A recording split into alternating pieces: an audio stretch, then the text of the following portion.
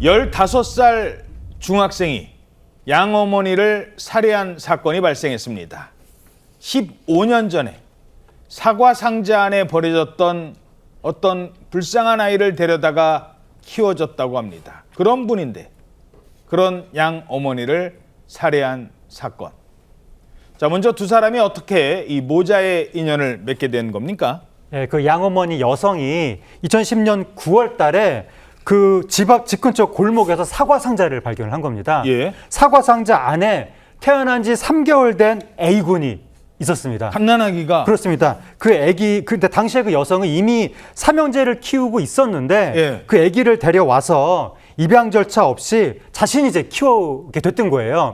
근데 그 여성도 기초생활수급비와 사회단체 지원급으로 생활했다고 하는데 예. 그런 상황에서 그 아기를 데려다가 막내 아들로 여기면서 차별 없이 길렀다고 합니다. 어려운 형편에도. 그렇습니다. 그러한 어머니의 돌봄 아래서 이 A군은 무럭무럭 자라났고 초등학교 4학년 무렵에 자신이 거리에 유기된 아이였다는 사실을 알게 됐다고 합니다. 자, 잘 키워줬는데 한 4학년 때쯤에 이른바 버려진 아이라는 걸 본인이 알게 된 겁니다.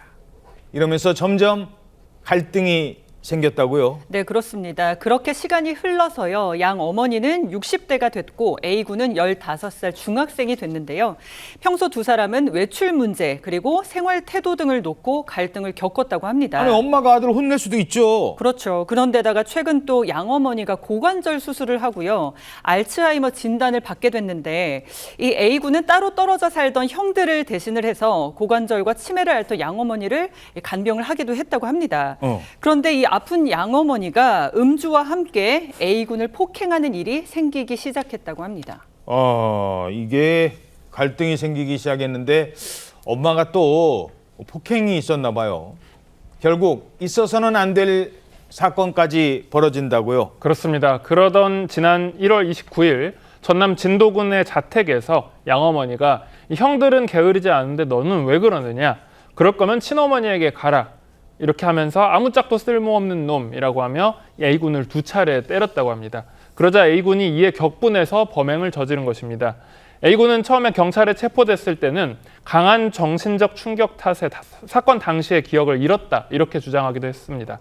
하지만 이후 조사에서 폭언을 듣고 손찌검을 당하자 화가 났다라고 하면서 범행을 시인하고 어릴 때부터 정신적 그리고 신체적 학대를 당했다고 주장하기도 했습니다.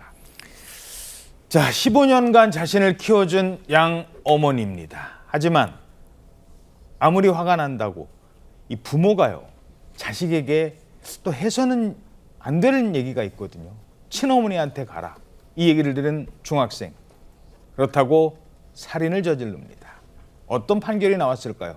국민참여재판으로 이루어졌다고요? 네, A군은 숨진 양어머니와 법적으로 모자 관계가 창설된 상황은 아니어서 존속살인이 아닌 일반 살인 혐의가 적용이 됐고 이 재판은 국민참여재판으로 진행이 됐습니다. 어제 공판이 열렸는데 A군 변호인은 양어머니의 폭언과 폭행이 날이 갈수록 심해졌고 쌓여왔던 정신적 충격으로 인해 순간적으로 감정이 무너졌다 이렇게 양형 호소를 했습니다.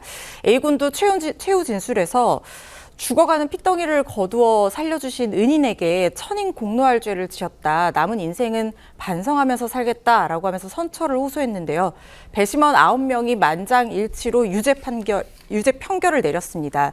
법원은 자신을 영아 때부터 양육해서 친모처럼 여기는 피해자의 생명을 앗아간 반윤리적인 범행을 저질렀다라고 하면서도 뒤늦게 반성을 하고 있고 우발적인 범행인 점을 고려했다라고 양형 사유를 적시를 했고요. A군에게는 징역 장기 12년에 단기 7년이 선고가 됐습니다.